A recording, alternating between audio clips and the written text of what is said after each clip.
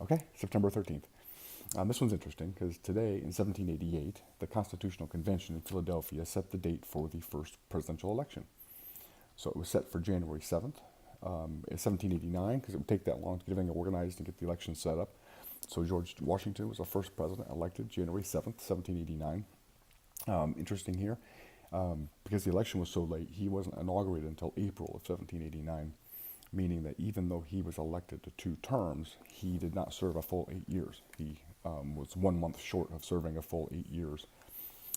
So the elections back then, the Constitution back then, the laws only stated that the states had they could do their elections on any day, but they had a 34-day period and had to have them all done by the second Wednesday in December.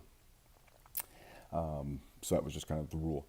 It wasn't until 1844 that Congress standardized that and made it the first Tuesday following the first Monday in November. So that's what we have today. Several issues there. One, they did it on a Tuesday because farmers would have to travel to their county seat to vote. So it would take a full day's travel to get to the county seat, and they didn't want farmers to have to travel on Sabbath or travel on Sunday.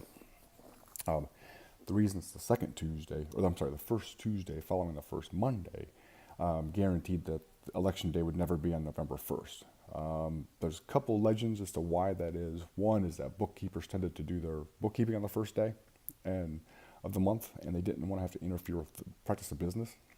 The other one is that November 1st is All Saints' Day. It's a Catholic obligation, and therefore they didn't had to have the election on the first of the month. So today, 1788, they set the date for the first election, which was held in 1789, and now we know why. It's the first Tuesday following the first Monday in November. I'll see you tomorrow.